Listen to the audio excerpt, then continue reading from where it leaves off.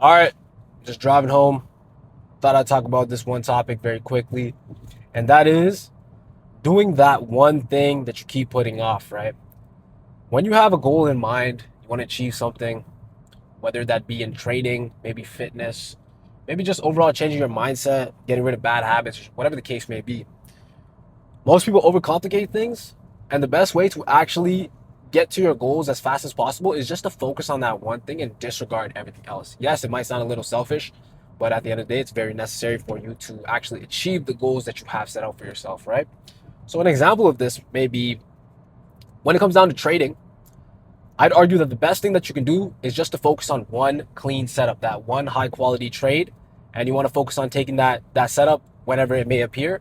Maybe it's once every day, maybe it's a couple of times a week, maybe it's once a month. I'm not too sure what it might be in terms of your strategy, but I'd argue that that's the best thing that you can do, right? You focus on taking that one clean setup, you journal that setup, or you journal the trade, and then of course you analyze the data, and then you come to the charts the next day, the next week, the next month, and you apply what you've learned. And obviously your next trade is going to be a whole lot better because you took the information that you learned from your previous trade and now you've applied it to your next trade. But with this being said, that's the one thing you should focus on when it comes to trading. But let's say you want to get like a lean aesthetic physique, for instance, right? Or you want to get in shape, whatever the case may be. I'd argue that a lot of people actually overcomplicate things, right? I have a bunch of friends. Like when I grew up, the only reason, let me actually say, like, when I grew up, a lot of my friends, like the friends that I grew up with, none of them are really in shape like that. They never really wanted to go to the gym like that. I have a couple of friends that go to the gym, but they don't lock in on their nutrition, and so they don't have a lean aesthetic physique. But they still got some good muscle mass on them. And then I got some friends that just disregard the gym completely. They say, "Oh, I don't have time for it." They have all these excuses. Again, I'm not here to dog on my friends. To each their own. Of course, they pursue their own goals in whatever manner, right? But the only reason I'm bringing this up is because when I was a kid, I saw my dad. He loved to go to the gym. He took me to the YMCA when I was in the fifth grade. And, I was always curious. I was always curious because I'd have to be upstairs and he'd go down in the weight room. And I was obviously too young. I was in the fifth grade. And so I wasn't actually able to go into the weight room with him because, there's an age restriction or whatever the case may be. Or, yeah, whatever. It's a minimum age that you got to be, which is like 16 years old.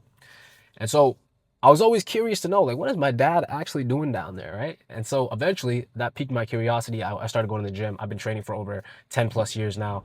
And near the beginning of my journey, I didn't really lock into my nutrition, but I focused on the one thing, which was just going to the gym. That's all. I didn't really care about anything else. I just focused on going to the gym. That helped me build that habit of actually, I eventually fell in love with going to the gym. So I just kept going to the gym.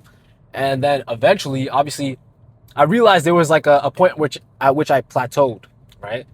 And this is the point where I see a lot of my friends at right now, where it's like they'll go to the gym, they have that habit of going to the gym, but they're not able to lock in on their nutrition. This is probably where some of you guys are at in your journey, maybe in terms of fitness, maybe in terms of trading. You've seen some sort of success, right, in whatever goal that you're trying to reach. But in order for you to break free from that plateau and get to the next level, you actually need to focus on another one thing, right? Because you've already mastered the one thing in this case being going to the gym, right? Once you've mastered that, of course, now you have to set your sights on the next one thing. And I'd argue that I don't even need to tell you what that one thing is. A lot of people actually already know. The thing is, like, a lot of people have access to so much information nowadays. We have the internet.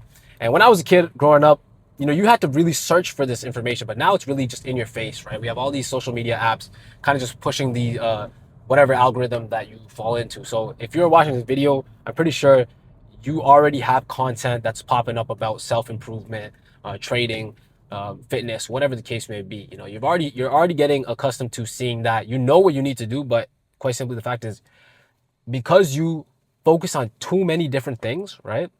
You're not allowing yourself to actually lock in on that one thing. And again, of course, I'll go back to my example. When it comes down to fitness, you want to focus on the workout. Once you got that locked down, you want to focus on your nutrition. Once you got that locked down, then you want to focus on your sleep, right? And people will overcomplicate things and think, oh, wow, it's so like that one thing is not really one thing because you got to separate so many different things, right? So again, I'll go back to the nutrition example because I'd argue a lot of people probably eat like trash, right? Let's say for breakfast, like you have 3 meals in a day. And I'd argue that most people, every single meal is probably trash. Maybe they're eating out all the time. So lunchtime, They're maybe eating out because they gotta go to work, and so they say, oh, I gotta eat out. They don't want to meal prep. All right, that's the case. Whatever. Maybe in the morning they're eating like a Nutella sandwich, a Pop Tart, and some like sugary cereal. I don't even know, man. So what you gotta understand is people overcomplicate it, or they get overwhelmed by making that change in their life because they think that, oh, I need to do everything at once. But if you break it down into small little sections, right? So when it comes down to nutrition, if you focus on just changing your breakfast, for 1 week, I'm going to change my breakfast. So instead of eating cereal, a Pop Tart, and a Nutella sandwich, I'm going to just eat 4 eggs and a bagel, or like 4 eggs and some sardines. That's what I used to eat. So, that's why I'm giving you guys that example. You focus on that, right? And after like a week or two, or maybe even 3 of you doing that, now you've shifted now your body and your mind, and you're used to eating that one breakfast, right? You've kind of built that habit. And so now you can move on to changing your lunch, right? Now that's the next one thing that you need to focus on. And once you focus on changing your lunch, now, of course, you do that for another 1 week, 2 weeks, 3 weeks, and then now you focus on changing your dinner. It doesn't feel as overwhelming when you split the bigger task into smaller little tasks. And before you know it, after like 2 to 3 months, you're eating clean as hell, right? You're eating clean as fuck because you focus on your breakfast first, then your lunch, then your dinner, and then it didn't really feel like a big shift because at first, when you were just changing your breakfast up, you still went out and ate lunch at whatever, like you ate some slop, maybe some Chipotle, or, well, Chipotle is not really slop, but you know what I'm saying? Like maybe some McDonald's, some Taco Bell, some KFC. I don't know what the case may be, but you're still eating that. And so it doesn't feel too bad because you're like, oh, I just got to focus on this breakfast, but I can still eat my Taco Bell at lunch, right? And so then, but before you know it, obviously after a month or two, now you're eating clean. And so you've achieved your goal. And so this is what I'm saying. Like, I say all this to say that people overcomplicate things by adding too many to-do list, adding too many things to their to-do list. So, they want to change their life and every single aspect of it overnight, but that's not really the case. And that's not going to be sustainable. If you break things up into smaller little tasks, eventually you focus on those small tasks over time, you'll make those small shifts, and eventually you will be unrecognizable after, like, let's say a year, right? And of course, things like tracking and journaling are very important when it comes down to this, because if you're not tracking, you're slacking, right? Shout out Brandon Carter. He's the one that taught me that. But it's true. Like, if you're not tracking in some way, shape, or form, like some of my friends, they use a habit tracker app. I personally use an Excel sheet.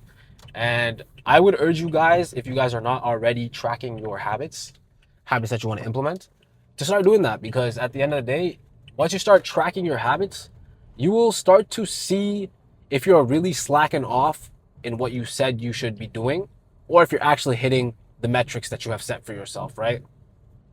Like, for example, for myself, it's going to sleep at the same time and waking up at the same time. This is something that I'm focusing on.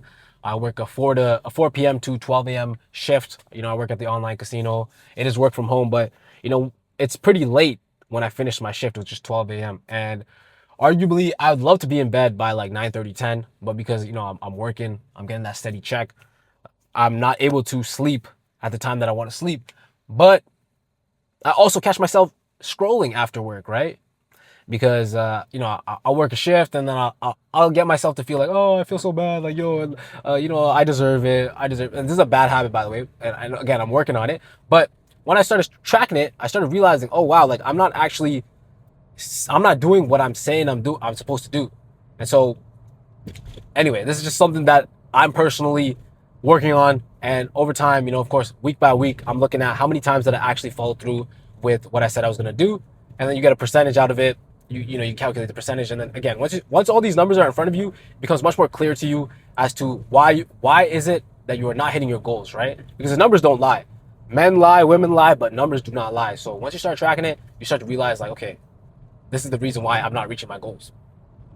And so yeah, guys, that's really just the rant video. Just a car video. I'm just driving home, got stuck in traffic, but hopefully you guys learned something. Really, the main idea of this video is just to focus on one thing. Whatever goal you may have, maybe you want to split up that one goal into little different tasks. You do that over time, and you progressively overload whatever it is that you need to do, and eventually you will reach your goal, right? Before you know it. But yeah, guys, thank you guys for watching. Peace.